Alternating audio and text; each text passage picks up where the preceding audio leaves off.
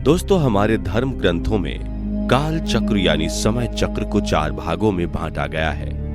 सतयुग से त्रेता युग, द्वापर युग और कलयुग। आज हम जिस युग में जी रहे हैं वह है कलयुग। पर क्या आपने कभी सोचा है कि कलयुग का अंत कब और किसके द्वारा होगा, और कलयुग के बाद जो नया युग आएगा वो युग कैसा होगा?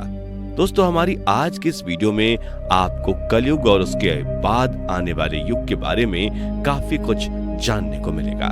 वीडियो काफी ज्यादा इंटरेस्टिंग होने वाली है, तो इसलिए हमारे साथ एंड तक जरूर बने रहें। दोस्तों, सबसे पहले तो आप यह जान लीजिए कि हर युग में समय निर्धारित होता है, और जब उसका समय पूर्ण हो जाता है तब युग परिवर्तन होता है। युग परिवर्तन के साथ सब कुछ बदल जाता है। जैसे युग की आयु, इंसानों की आयु, उनके विचार और उनके विकास, सब कुछ युग के अनुसार बदल जाता है।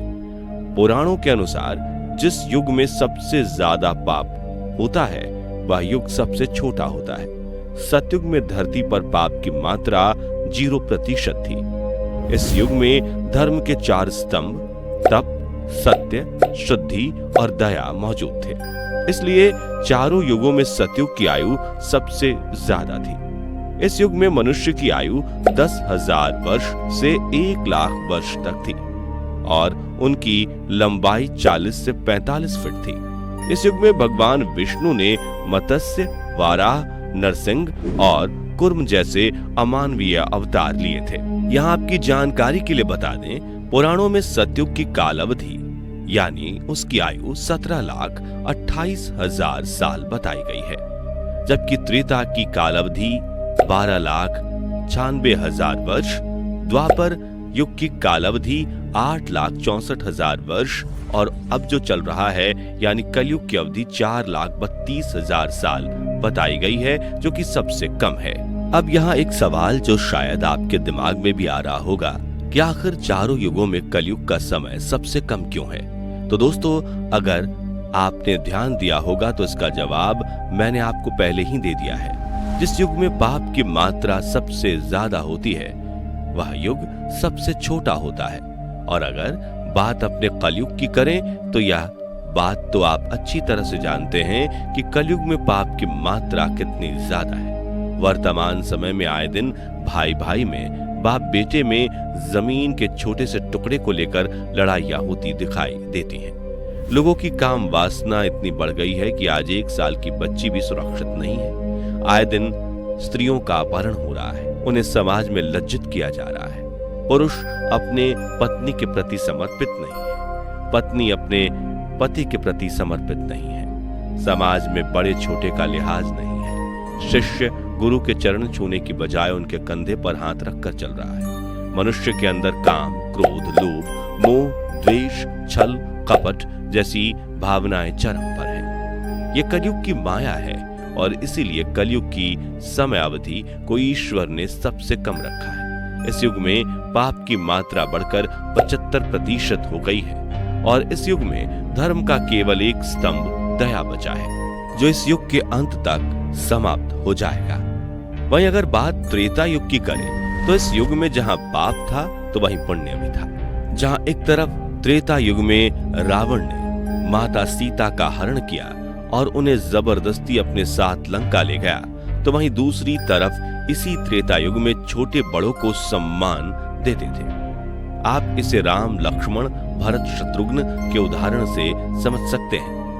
वनवास के दौरान लक्ष्मण ने अपने बड़े भाई राम और माता सीता की सुरक्षा के लिए 24 वर्ष तक नींद का त्याग कर दिया। वहीं भरत ने श्री राम की पादुका को राजगद्दी पर रखकर 14 वर्ष तक उनका इंतजार किया। रावण जैसे राक्षसों की वजह से इस युग में धरती पर पाप की मात्रा बढ़कर 0 से 25% हो गई थी। मनुष्य की आयु घटकर 10,000 वर्ष और मनुष्य की लंबाई 21 फीट तक रह गई थी। इस युग में भगवान विष्णु रावण का वध करने के लिए श्री राम के रूप में अवतरित हुए थे। दुष्टों के संहार के लिए इस युग में भगवान विष्णु वामन और परशुराम अवतार में भी नजर आए थे।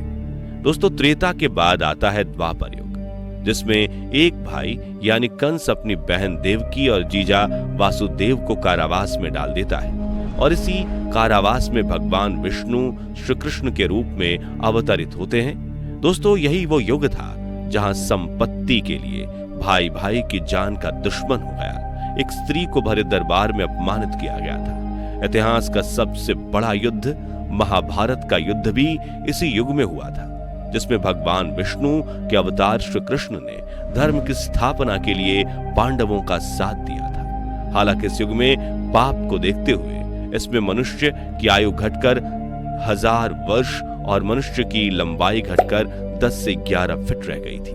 त्रेता के बाद शुरुआत होती है समय चक्र के सबसे भयानक युग की, जिसे हम सभी कलयुग के नाम से जानते हैं। और आज इसी युग में हम सभी जी रहे हैं। भविष्य पुराण सहित कई शास्त्रों में और पुराणों में कलयुग का वर्णन मिलता है।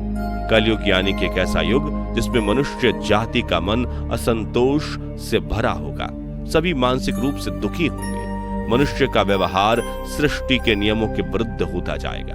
हिंसा करने में मनुष्य पशुओं को भी पछाड़ देगा। पशु तो सिर्फ अपनी भूख मिटाने के लिए दूसरे पशु को मारते हैं, लेकिन इस युग में मनुष्य की महत्वाकांक्षाएं इतनी बढ़ जाएंगी कि वह दूसरे मनुष्य को मारने लगेगा। दोस्तों, तुलसीदास जी ने भी कलयुग का इसी रूप में वर्णन किया है और आज भी परिस्थितियों को देखकर तुलसीदास की बात सच होती हुई नजर आ रही है। आज कलयुग में चारों ओर अहंकार, प्रतिशोध, लालच और आतंक दिखाई दे रहा है। दोस्तों, हमारे पौराणिक ग्रंथों में कलयुग से जुड़ी एक कथा आपको पढ़ने को मिल जाएगी, जिसमें एक दिन भगवान विष्णु से किसी ने पूछा कि भगवान, अभी द्वापर युग चल रहा है और कालखंड के चक्र के अनुसार उसके बाद कलयुग आने वाला है, लेकिन मनुष्य उस नए युग में कैसे रहेगा और उसे कैसे पहचानेगा? तब भगवान विष्णु कहते हैं कि जब संसार में पाप बढ़ जाएगा तो आप समझ लीजिए कि कलयुग शुरू हो गया है। कलयुग की शुरुआत स्त्री के बालों से होगी। कलयुग में स्त्रियां उनके बालों को कटवाने लगेंगी, जिन्हें नारी का आभूषण माना जाता है। उसके बाद जिस दिन पुत्र पिता पर हाथ उठाएगा, उस दिन समझ लीजिएगा कि कलयुग प्रारंभ हो गया है। इतना ही नहीं, जब हर घर में कलह होगा, कोई भी साथ नहीं रहना चाहेगा, लोग अपने ही घर में अपनों को मारने लगेंगे, तो समझ लीजिएगा कि कलयुग चरम पर पहुंच गया है। उसके बाद शिव और ब्रह्मा एक हो जाएंगे और फिर जब कलयुग सभी पर हावी हो जाएगा तो हम तीनों मिलकर इस युग का अंत कर देंगे और एक नए युग की शुरुआत होगी जहां सब कुछ सत्य होगा। कलयुग का अंत कैसे और कब होगा? दोस्तों, इसका वर्णन ब्रह्म पुराण में मिलता है। ब्रह्म पुराण के अनुसार कलयुग के अंत समय में मनुष्य की आयु केवल 12 वर्ष होगी। मानव जाति में द्वेष और दुर्भावना घर कर लेगी। नदियां सूख जाएंगी। बेईमानी और अन्याय से पैसा कमाने वालों की संख्या बढ़ जाएगी। धन के लोभ में मनुष्य किसी की हत्या करने से भी नहीं हिचकेगा। कलयुग में धीरे धीरे सभी देवी देवता पृथ्वी को छोड़कर अपने अपने धाम पर लौट जाएंगे। मनुष्य पूजा, कर्मकांड, व्रत, उपवास और धार्मिक कार्य करना बंद कर देगा। गाय दूध देना बंद कर देगी। लड़कियां बिल्कुल भी सुरक्षित नहीं रहेंगी। पिता, पुत्री, भाई, बहन जैसा कोई संबंध ही नहीं रहेगा। एक भाई दूसरे भाई का ही शत्रु हो जाएगा। शादी जैसे रिश्ते का कोई महत्व नहीं रह जाएगा। लोग भूख से मरने लगेंगे और अंत में एक दूसरे को मार कर ही खाने लगेंगे। तब इस धरती पर भगवान विष्णु के 10वें अवतार कल्कि का जन्म होगा। भगवान कल्कि केवल 3 दिनों में पूरी दुनिया से पापियों का नाश कर धर्म की पुनर्स्थापना करेंगे, जिसके बाद एक बार फिर से धरती पर सतयुग की शुरुआत होगी। जी हाँ, कलयुग के बाद जो नया युग होगा वह सतयुग होगा। सतयुग में मनुष्य अपने तपोबल से देवी देवताओं से बात कर सकेगा। इस युग में लोगों का अपने शरीर पर पूर्ण नियंत्रण होगा। आत्मा का परमात्मा से मिलन से सभी सुख होंगे। इसी युग को सृष्टि का स्वर्ण युग कहा जाता है। लेकिन दोस्तों, अभी भी कलयुग का अंत होने में काफी समय बाकी है, क्योंकि जैसा कि मैं आपको पहले ही बता चुका हूं, कलयुग की काल अवधि 4,32,000 साल मानी गई है। ऐसे में अगर कलयुग के काल चक्र की गणना की जाए तो कलयुग की शुरुआत 3120 ईसा पूर्व में हुई थी और अब तक कलयुग के लगभग 5125 साल बीत चुके हैं। इस तरह से अगर आप कलयुग के 4,32,000 साल में से 5125 साल घटाएंगे तो 4,26,875 वर्ष शेष रहते हैं। यानी अभी कलयुग खत्म होने में 4,26,875 वर्ष बाकी हैं। तो दोस्तों, अब आप हमें बताइए, इस समय के कलयुग के हालात देखकर आपको क्या लगता है? अभी कलयुग का अंत होने में कितना समय बाकी है? अपना जवाब हमें कमेंट करके जरूर बताइएगा। इस वीडियो में फिलहाल इतना ही। वीडियो अच्छी लगी हो तो कमेंट में जय श्री राम, जय श्री हरि लिखकर हमारे इस वीडियो को लाइक और चैनल को सब्सक्राइब कर दें। धन्यवाद।